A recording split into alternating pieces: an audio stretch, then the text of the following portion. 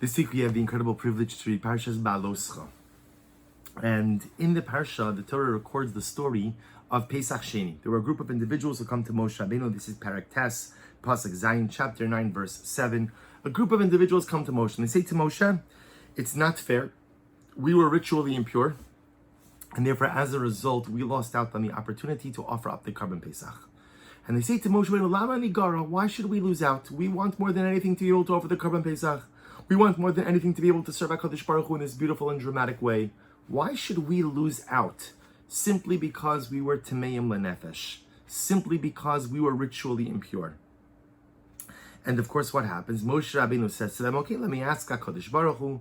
Moshe Rabbeinu consults HaKadosh Baruch Hu, and sure enough, Moshe Rabbeinu gives them over the laws of Pesach Sheni, the second Pesach, the makeup Pesach that takes place a month later. But the Tzaddik Kotzker Rebbe asks a simple question. He says, if you look at the pasuk, and this is Parak Tes Pasuk Ches, so Moshe Rabbeinu gets the question, right? The people saying, Lama Nigara, why should we lose out? We would also like to be able to offer out Karban Pesach, and Moshe doesn't know the answer. He doesn't know the answer to it.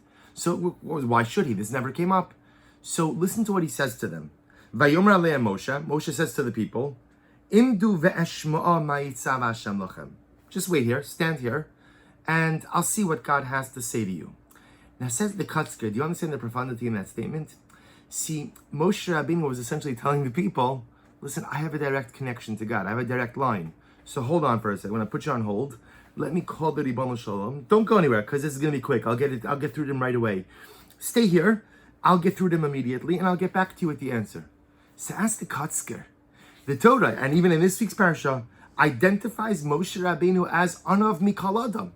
Right, Moshe Rabbeinu, this week's Parsha, right? By the end of the Parsha, Ish Moshe Anav Mikol Adam, Moshe Rabbeinu is more humble than anyone else. He exceeded in the midah, in the attribute of humility. This doesn't seem to be very humble. Telling people, wait here for a second, I got this. I'll call HaKadosh Baruch Hu, I get directly through, I don't have to go to sleep, I don't have to slip into a prophetic trance. Upon him, face to face, normal dialogical connection. Just hold on, I'll get you your answer. Says the Kotzker, where's the anava? Where's the humility in that? And the Kotzker says something amazing. He says, Ela adraba. The Kotzker says just the opposite. This episode is a dramatic example of Moshe Rabbeinu's humility. How so? The Kach Amar Lohem Imdu. He tells the people, the group that came to him, I need you all to stay here together. Biglalchem, bikochachem, ubischuschem, shetamdu imadi, ve'eshma'a ma'yitzav Hashem. Says the Kotzker. Moshe Rabbeinu was saying to the people, Imdu, if you guys stay here, if the group remains here and you stay next to me, then HaKadosh Baruch Hu will go ahead and speak to me. But Shim telchu mipo v'tanichu osi levadi. But if you leave me, you leave me alone, you go your own and you leave me here, lo yeh bekochi b'schusi ladas ma'yitzav Hashem. Then I don't have the merit on my own to warrant a dialogical connection or a conversation with the Ribbon Shalom. So says the Kotzker, Moshe Rabbeinu's statement was not chas v'shalom a statement of arrogance, just the opposite. It was the most profound example of humility. Imdu, if you stay here with me, if you stay here, if the group is here, ve'eshma'a ma'yitzav Hashem. When does Hashem speak to me? Hashem speaks to me when there's a klal, when there's a group who are dependent on me. But if you guys go and I'm just here on my own, then at the end of the day, HaKadosh Baruch Hu is not going to speak to me. You know, we see this by the Chet HaEgel. If you remember again, that when Moshe was up on the mountain and Klal Yisrael built the golden calf, so what does HaKadosh Baruch Hu say to Moshe? Lech reid kishiche samcha. Get out of here. Go down from the mountain because your people have become debased. And the Gemara says, lech reid go, migdulascha. Moshe Rabbeinu, I don't need you if Klal Yisrael is debased. You're only important because you represent the Klal, because you represent the collective. On your own, Moshe Rabbeinu, you're just like everyone else. Not totally, but you understand. Moshe Rabbeinu's importance was in the fact that he was the ambassador of Klal Yisrael to the Ribbon Shalom. Moshe Rabbeinu's importance was that he was the advocate of the Jewish people. That was Moshe Rabbeinu's importance. And therefore says the Kotzker, when Klal Yisrael build the golden calf and God is on the cusp of destroying them, he says to Moshe, Lech reid, I don't need you. I don't need you. If there's no Klal Yisrael, I don't need you. And so too by Pesach Sheni, Moshe says you have a good kasha. It's a good question. I don't know what to do with you guys. You missed the first Pesach because you were tamei. Now you're not sure what to do.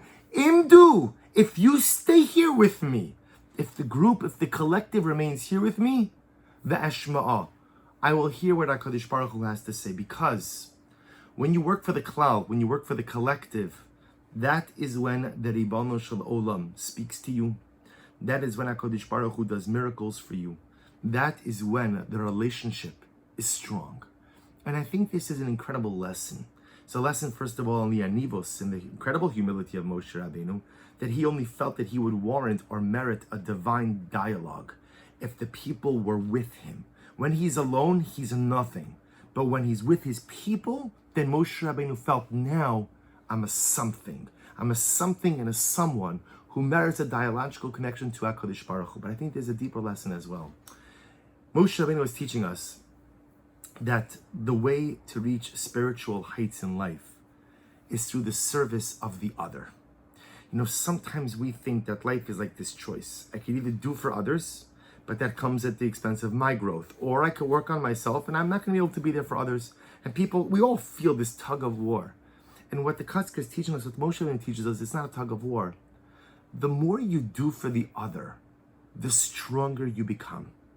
The more chesed you do for someone else, people think, I'm doing chesed for someone else, I'm benefiting them. Me, okay, I'm losing time, I'm losing money, I could have been learning. No. When you do chesed for someone else, you are built up through that. When you do something selfless for another person, when you take of your time, of your resources, of your kochos, and you give to someone else, not only, yes, are you being a nice Baal Chesed and helping someone, but you're helping yourself. You're building yourself up. And says the Kotzker, the great secret of life that most people don't know, is the best way to become the best version of yourself is not through doing for you, but it's through doing for the other. When you take care of your klal, when you take care of your people, when you take care of your family, when you take care of your community, when you look out for the other, when you say to people, Imdu, stay with me. I'm gonna help you. Stay here. Stay close. I've got you. I'm gonna hold you. I'm gonna help you. Ve'eshma'a ma'yitzah Hashem. Such a person who tells Jews, Imdu, stay with me, and I'll look out for you, and I'll take care of you, and I'll be your advocate, and I'll be there for you in whatever you need. Such a person is able to say, Ve'eshma'a ma'yitzah Hashem. Such a person is able to hear the voice of the Ribbono Shel Olam ringing through his ears, ringing through his heart, and ringing through his soul. Life has to become about the other. We so often get so focused on ourselves, on our own needs, on our own lives, that it blinds us to what is happening around us. Sometimes it happens in our own mishpachas, that a person can be so self-absorbed that he or she doesn't even realize what's happening with their kids. Sometimes it happens in a marriage. Spouse gets so self-absorbed they don't even see what's happening with their spouse. Community, I've got such problems on my own that I can't worry about what's happening beyond. But Moshe Rabbeinu, the Kotzker, teaches us this all incredible lesson. Imdu. Life is about telling people, I'm here to help. Stand with me. Stand next to me. I've got your back. And if you take the time to invest in others, if you take the time to help others, then ve'eshma'a ma'yitzah Hashem. Then you will be zoche to hear God. You will be zoche to have a relationship with HaKadosh Baruch Hu. You will be zoche, Emirza Hashem, to that beautiful, magnificent interconnectedness with the Ribbono Shel Olam. Because doing for others doesn't deplete you, but doing for others builds you up into the best version of yourself. Wishing everyone a wonderful day and a good Erev Shabbos.